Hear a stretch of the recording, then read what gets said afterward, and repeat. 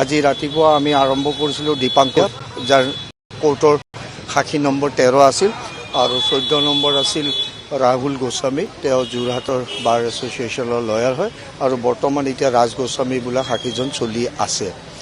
চ' সেইটো কাৰণে এতিয়া ৰাহুল গোস্বামীয়ে যিজন উকিল আছিল তেওঁ যথেষ্টখিনি ভাল সাক্ষী দি গৈছে আৰু চব প্ৰশ্নৰ সঠিক উত্তৰ দিছে।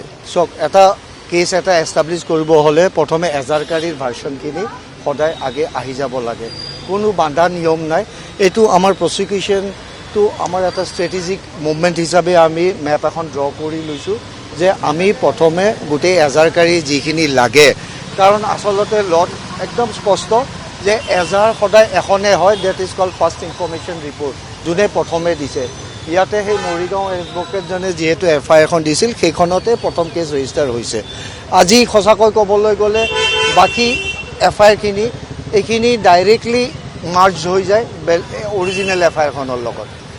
কিন্তু আমি ভাবিছোঁ যিহেতু মানুহবিলাকে এটা আৱেগত কেছ দিছে, যিহেতু মানুহবিলাকৰ কিবা তথ্য আছে, সেইখিনি যদি আহি আদালতত কয় হয়তো আমাৰ প্ৰচিকিউশ্যনৰ কেছটো সুবিধা হ'ব।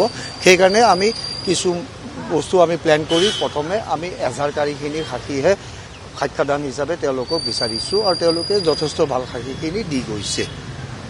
এতিয়া নেক্সট পৰৱৰ্তী হ'ল যে আমাৰ এখন ৰোড মেপ বনাইছোঁ, চাৰ্ট এখন বনাইছোঁ, কাক কেনেকুৱা কি ধৰণৰ মাতিম। চ' সদায় কেছ তুমি কোনো অকল আইনেৰে জিকা নাযায়, কিছুমান ষ্ট্ৰেটেজিছ থাকে। সেই ষ্ট্ৰেটেজিছত আমি সাক্ষীটো ভাগ কৰি লৈছোঁ।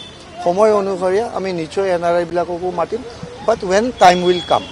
এতিয়া বৰ্তমান FIRৰ এজাহাৰকাৰীবিলাকক আগে মাতি কেছটো আমি এষ্টাব্লিছ কৰি লৈছোঁ, প্ৰিলিমিনেৰীখিনি। কাৰণ এটা কেছত যদি FIR নাথাকে তে কেছ এটা ক'ৰ পৰা হ'ব? Everybody is known to everybody.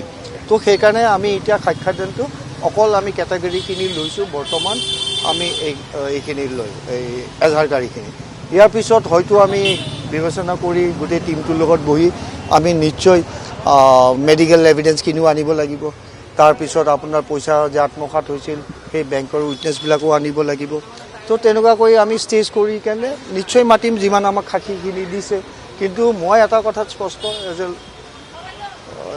Legal officer হিচাপে অফ দ্য কোৰ্ট যে ইমান আমাৰ এজাহাৰকাৰী সাক্ষী নহ'লেও হ'ব। আমি হয়তো এইখিনি 20 তাৰিখৰ ভিতৰত যিখিনি মাতিছোঁ অলৰেডি চামন ইছ্যু হৈছে, সেইখিনিত আমি সীমাবদ্ধ হৈ থাকিম বুলি ভাবিছোঁ। যদি লাগে আকৌ মাতিব পাৰিম সময় অনুসাৰে, কিন্তু বৰ্তমান এই 20 তাৰিখলৈ আমি যিখন আমাৰ চাৰ্ট বনোৱা হৈছে সেইমতে আমি গোটেই সাক্ষীখিনি মাতি কেনে তেওঁলোকৰ সাক্ষী ভাষ্যখিনি আমি লিপিবদ্ধ কৰিম বুলি ভাবিছোঁ।